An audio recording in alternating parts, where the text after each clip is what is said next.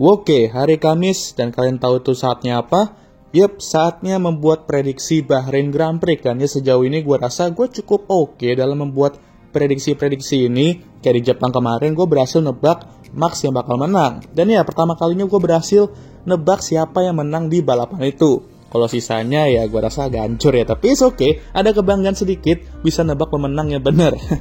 Oke lah, minggu ini kembali lagi ke new normal. Dan gue akan kembali memprediksi apa saja yang menurut gue mungkin dapat terjadi di Bahrain Grand Prix ini. Jadi tanpa basa-basi langsung saja kita mulai.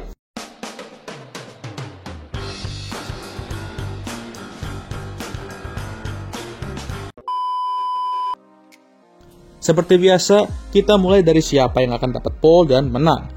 Nah, ini cukup tricky ya, karena gue sebenarnya mau ambil reference dari pre-season testing kemarin. Cuman itu kan kondisinya memang sedikit unik ya. Ada hujan, cuacanya juga cukup dingin. Nah, 2 bulan kemudian, kita balik ke sini dan sepertinya cuacanya juga sudah kembali ke cuaca Timur Tengah seperti biasa ya kan. Hangat atau mungkin bisa ya panas banget. Jadi gue rasa pre-season testing kemarin bakal kurang akurat untuk dijadikan reference. Kayak prediksi lu selalu akurat aja bang. Oke lah, untuk kali ini gue prediksinya nggak akan sebold sebelum-sebelumnya ya.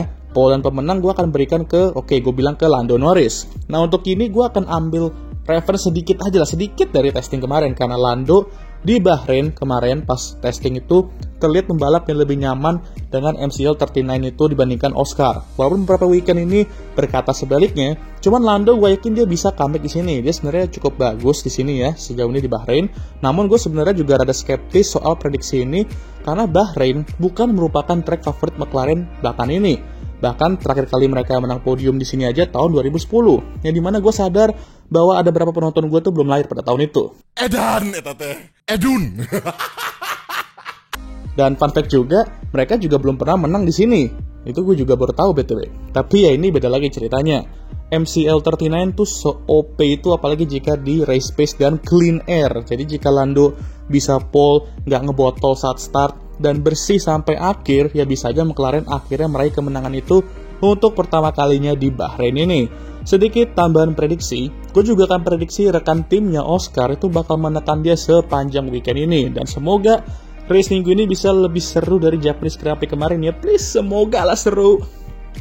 Oke, kita ke prediksi kedua, dan gue akan kembali prediksi Ferrari. Mereka membawa floor baru minggu ini yang semoga nantinya tidak hanya membuat mereka improve mobilnya, tapi juga membuat mereka nggak kena disqualification juga nanti. Sangat merosakan.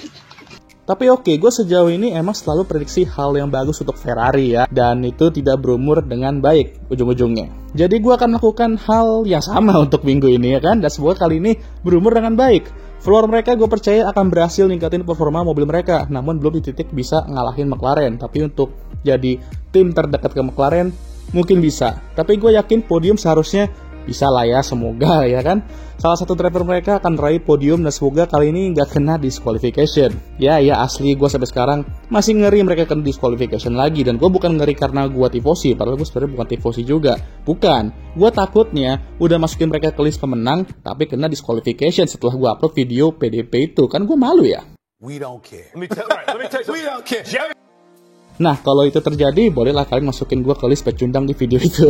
Tapi hey, gue masih percaya mobil SF25 itu mobil yang bagus. Namun ada beberapa hal yang harus mereka perbaiki. Karena ingat, mobil ini benar-benar rombakan total dari musim lalu. Dan banyak yang berubah dari mobil itu dibandingkan musim lalu.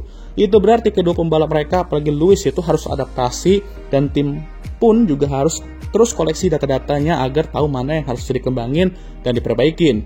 Itulah akibatnya jika rombak total sebuah mobil, dan gue gak kaget mereka sedikit struggle di awal musim. Jadi slow aja dan nikmatin progresnya.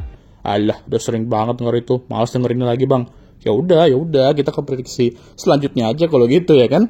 Prediksi ketiga, gue akan kembali prediksi Yuki Tsunoda, karena jujur kemarin di Jepang tuh merupakan debut yang berantakan kata gue. Bukan karena dianya tapi ya, itu karena faktor lain seperti red flag yang terus dikibarkan saat free practice yang membuat running dia tersedot dan tidak bisa mempelajari mobil barunya dengan baik.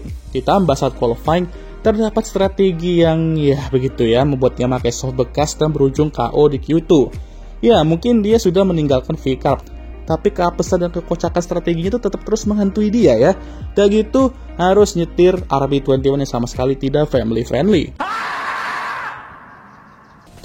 Race kemarin oke lah, bisa naik 2 posisi dan menunjukkan hal yang menjanjikan. Dan gue prediksi hal tersebut akan terus berlanjut di Bahrain dan bahkan mungkin bisa lebih baik lagi. Gue prediksi Yuki kali ini akan tembus ke Q3 dan meraih poin dan sekaligus membuat Verstappen Racing.com ini kembali menjadi Red Bull Racing.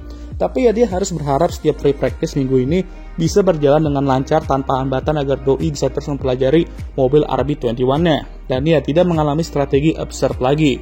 Gue percaya di tangan Yuki dia bisa membantu Max di konstruktor Red Bull itu. Di Jepang kemarin harusnya bisa lebih baik lagi menurut gue, cuman oke lah, nggak seburuk yang orang perkirakan juga. Doi tidak KO di Q1 dan yang paling penting tidak crash, jadi cukup menjanjikan. Oke lah, sekarang kita ke prediksi keempat. Prediksi keempat gue akan prediksi, siapa ya? Tim lain ada nggak ya yang belum gue bahas? Ya udahlah, gue rasa semua tim udah gue bahas ya. Tapi ada hal menarik nih dari 3 balapan pertama di musim ini. Jadi di Australia kan Kimi jadi rookie pertama yang dapat poin. Lalu di China, Oli dapat poin dan jadi rookie kedua yang dapat poin. Dan Kimi pun juga dapat poin di balapan itu. Di Jepang, Isaac Hadjar jadi pembalap rookie ketiga yang dapat poin. Dengan Kimi dan Oli juga dapat poin. Kalian bisa melihat patternnya? Yeah, sure, whatever, I don't care. Jadi yes, gue prediksi bahwa salah satu rookie yang belum dapat poin, ya mau itu Jack Doohan, Liam Lawson ataupun Gabriel Bortoleto, bakal dapat poin di minggu ini. Untuk soal rookie lainnya yang dapat poin, bakal dapat poin lagi, yaitu gue nggak ngurus ya. Tapi yang penting, prediksi gue untuk balapan ini ialah salah satu rookie bakal dapat poin di balapan ini. Mungkin gue akan lebih ke prediksi Jack Doohan yang dapat poin. Dan membungkam para netizen dan rumor-rumor yang sudah mulai beredar lagi karena dia masih belum dapat poin. Tapi gue juga berharap dia juga meminimalisir kesalahan-kesalahannya, karena jujur hal tersebut justru yang membuat rumor ini beredar kembali. Dia nggak boleh buat kesalahan sama sekali dan dia udah buat 2 dan lebih bahkan ya. Dan gue nggak kaget kenapa rumor ini beredar lagi. Alpine tapi juga harus mulai berbenah sebenarnya, karena mobil mereka harus bisa lebih kenceng dari Racing Bulls dan Williams di sini. Kalau lihat testing kemarin, mereka terlihat kencang di track ini, jadi gue expect Alpine bakal strong. Tapi baik lagi, kondisinya udah berbeda dibandingkan 2 bulan lalu. Dan kita lihat apakah mereka masih kuat, makin kuat, atau malah makin...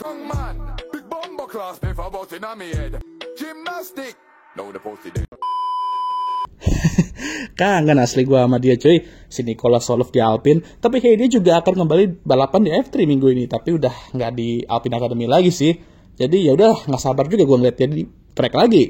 Prediksi kelima seperti biasa gue akan bahas di luar pembalap dan tim. Dan ya jujur gue bingung mau bahas apa ya. Tapi oke, gue nggak akan prediksi cuaca karena cuacanya udah jelas pasti bakal kering. Gue nggak akan prediksi red flag atau apapun itu. Tapi gue akan prediksi balapan minggu ini bakal ada banyak overtake. Ya jujur track ini emang overtake bisa banget. Dan meskipun banyak kekhawatiran soal dirty air membuat pembalap susah untuk nyalip belakangan ini, lalu banyak diskusi soal qualifying dapat menentukan hasil balapan dan pemenangnya. Ya sebenarnya dulu juga gitu sih, apalagi di Monaco ya. Tapi kita nggak di Monaco, kita di Bahrain. Gue yakin di sini akan ada banyak overtake. Mau itu di papan atas, bawah, tengah, pasti bakal ada. Dan bisa dibilang balapan ini akan menjadi balapan dengan overtake terbanyak musim ini. Ya semoga gue nggak nge-jinx, tapi mengingat rekor gue di prediksi kelima sejauh ini, yang dimana nyaris semua prediksi kelima gue selalu bener. Ya semoga kali ini juga bener. Karena yes, gue sebenarnya suka para tim dan pembalap tuh sedekat itu ketika berduel untuk kemenangan kayak di Suzuka kemarin. Tapi kalau cuma deket tapi nggak ada aksi gigit kukunya, ya sama aja bohong ya kan. Jadi track ini nyalip bisa banget, dan banyak banget aksi salip menyalip terkenal di sini. Gue berharap balapannya bisa seru untuk sekelas dry race ya. Kalau misal balapannya boring, ya tau lah ya, siapa yang harus disalahkan? Lu kan bang, kan lu nge-jinx bang.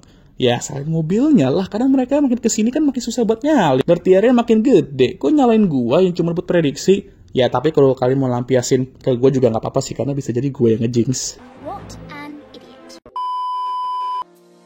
Oke lah, sekian video kali ini. Gimana menurut kalian? Jangan lupa like, subscribe agar gue bisa tembus 10k sub sebelum akhir tahun ini. Dan share video ini, dan jangan lupa juga untuk menyalakan lonceng notifikasi agar kalian semua tahu ketika gue upload video baru. Jangan lupa juga untuk follow Instagram gue. Oke lah, sudah lelah. Seperti biasa, video ini akan tutup oleh I'm Emma Watson. Thank you for watching.